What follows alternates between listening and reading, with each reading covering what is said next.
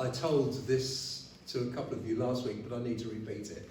The story is told of a doctor's surgery, and they're all gathering in the surgery. You know what it's like in a doctor's surgery, especially when they're old people. They start talking to each other. And one says to one, he says, you know, it's a terrible day. I am so bad, she said. I can't even see you over there because my eyes are gone. Another one said, if you think that's bad, you should be me. If I walk over there, I could collapse because I just go out. It just suddenly happens to me. And another one says, at least you can walk. My legs won't even hold me and I fall down. And another one says, well, you say that, but what was I going to say? Memory's gone. And the fourth one said, well, I must say this. He said, we've got to be thankful for a lot of things. At least we're blessed. And one says, you're blessed? Why is that? He said, well, at least we can still drive. Oh. Age is a terrible thing, isn't it? We don't like to think about age. Growing old is not easy.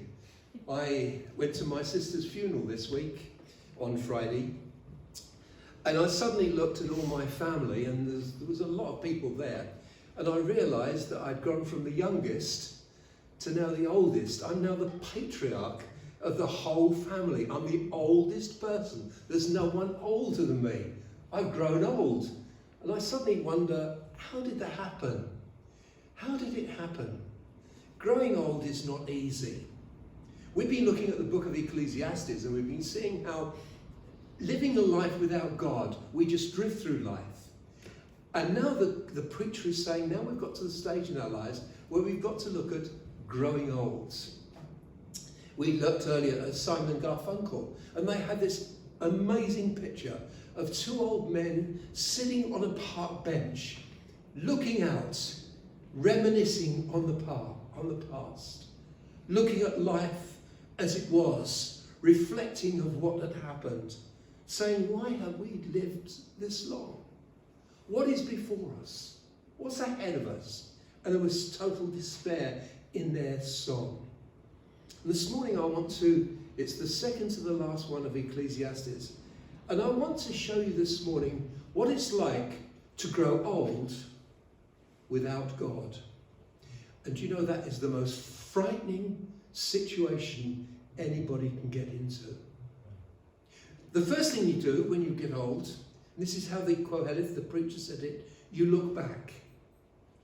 Old people love memories. They sit there and they talk about the good old days. That's full of nostalgia. They remember this, they remember that. And looking back into your memories, your best is just your nostalgia. But as you look back, you see those wasted opportunities. You pass through your life and you think, where has this gone? Where has that gone? And then suddenly you get to that stage in your life when in the past, you're looking at the past and you say, that's it. It's ended. My life's coming to an end.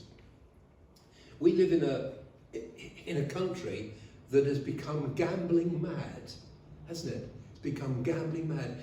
Every other advert now is to tell you how to win millions. You win this on the lottery, you win that on the lottery. If you go into Betfred, you get this. If you go into that, but gamble responsibly. That's what they tell you. When we get old, we suddenly realise that we're gambling with eternity. Our whole life has been gambling, if you're without God, on eternity. You're saying in your heart there is no God. And now you've got to that stage where you're coming to the stage where one day, irrespective of whether you believe it or not, you will meet God.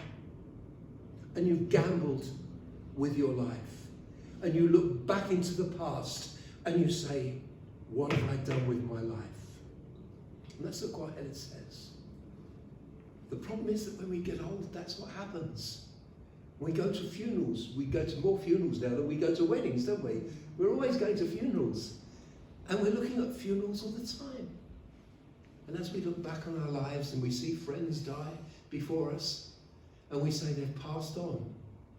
Have they? Where have they passed on to? And so you look past. So that the old person looks back at the past and he sees those wasted years. But then secondly, the preacher says this, let's look at the present. Where are you as an old person today? There are certain things that are going to happen to you the older you get.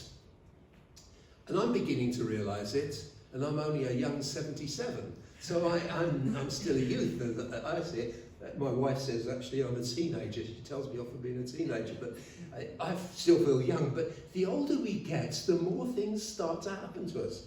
So let's look at the present. A life without God. The first thing we notice, that the keepers of our house tremble. We find no pleasure in life anymore. You know, there was a time when we could climb roofs. There was a time when we could do the most amazing thing. We could use our muscles. We could do this, we could do that. But the older we get, those arms aren't as strong as they used to be. I notice even now, sometimes I have difficulty opening a bottle, especially these bottles of water. And I try to do it and I just can't get round it. I have to use elastic bands to sort of break the seal. I think, that's getting old. The keepers of my house tremble. I haven't got the strength there that I used to have.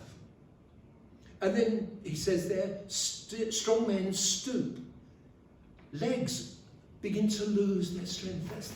The legs begin to lose their strength. And the back turns over. When I think back to my youth, I used to run from Brighton to Ifield in a race every year. Do you know, I don't think I could get from Brighton to 100 yards now. I haven't got the strength in it. There was a time when my legs were strong. But the older we get, those things happen. The strong men begin to stoop. They lose their strength. Then he says, the grinders cease. And you know what that is, don't you? Our teeth. Our teeth start to fall out, and instead of using a lovely big thick steak and chewing on that, we use our pureed food so that it goes down easily. And all these problems start to arise the older we get. And we didn't have these problems when we were younger, but we get older and those things happen, and we're concentrating more on that than anything else.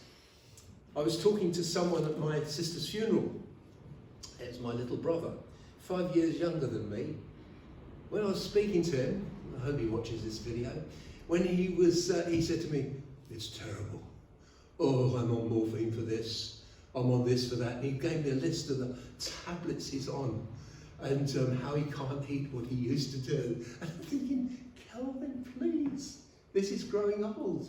We're concentrating on our food. A friend of mine says that so often when we meet nowadays, you don't say, how are you? You say, what medication you're on.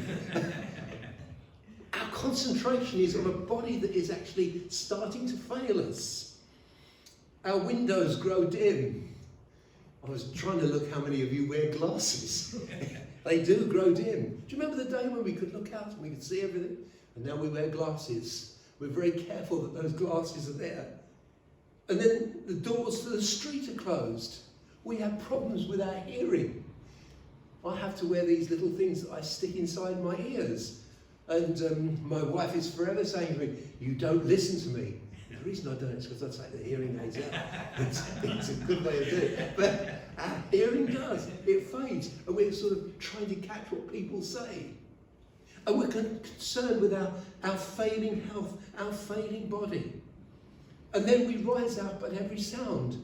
Our sleep is disturbed. We go to bed at night and some fox makes a noise in the woods and we're awake. We're awake through the night and we get disturbed sleep. But during the day we can fall asleep on the chair. Our whole path of life changes. And we concentrate upon this all the time. The songs go faint. The power of singing goes. Do you remember when you were young and you could stand up and you could sing boldly and beautifully with every other person? That singing gets less.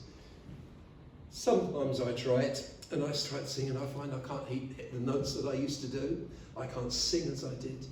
And even in preaching, I find now that the power of the voice is not what it used to be. You know, I think when I used to preach in Tower Hill without a microphone, And my elocution teacher, Madam Butterfly, as she was commonly called, she used to stand at the other side of the square, and if she couldn't hear us, she would tell us off the next day, and we had power in the voice. But the older we get, the power goes. And men are afraid of heights. We're constant fear of danger. We walk along the street and we're continually watching out for the dangers that we're in. The almond tree blossoms. You know, that lovely brown hair that I had with a quiff at the back and coming out the front, it's all gone. We become grey-haired. The almond tree blossoms. The grasshopper drags his feet. The activity has become more and more laborious, and our desires fail us. And life without God is awful, because you're concentrating on your body that is dying. That's what life without God is as you die, as you grow old. And the Kohelet says, you're stuck in that time. You can look back and have nostalgia. You look at the present and all you're concerned about is your own well-being and your own body. But hang on. What about the future? Where does the future come into this? The person without God, the person who hasn't thought about God and considered God, goes into the future. And this is what the Kohelet says. He says you're going into the future and you're not thinking about God, but you know, one day the silver cord will be broken. The atheist, the millionaire, the homeless, every single one of us are held by a thread. And the person who holds that thread is God himself. And one day God will say, your time has come. One day God will say, that cord must be broken. Your life on earth has completed and finished. And the silver cord is broken. To the man without God, what does all the achievements you had, what is it going to profit you at this particular time when God breaks that silver cord? For the person who has never considered God, what is the point of life? What is the point of accumulating a whole mansion? And yet one day that cord will be broken. And he says also the golden pitcher will be shattered. That's that picture of that body. That body that could do so much as a young person, do less and less as it grew older. Suddenly that body returns to the dust from where it came. And it's a golden pitcher, and within 3 generations it will be forgotten. And you return to the dust. And the preacher says you go to your eternal home. Let me say this. Ecclesiastes has taught us one thing, if nothing else. That if you live your life without God, if you continue to live your life without God, when that silver cord is broken in the future, when your body returns to the dust, it will be pointless, because even then you will have to stand before God and give an account of your life. You may be watching this and thinking it's a very depressing way to live. If you haven't got God, it is not only depressing, it's totally, totally meaningless. What have you got to look forward to this morning? What have you got forward to as you watch this video? Have you got to look forward just an age that's getting older and older? A body that's gradually wearing out? A body that's gradually returning to the dust until that silver cord is broken and that's all that's there? Life without God is like that. Or have you got another way? Is there another way? Is there a way that you can look forward to something today that you never looked forward to, or you never thought was even possible? As I say, this week, on Friday, I buried my sister.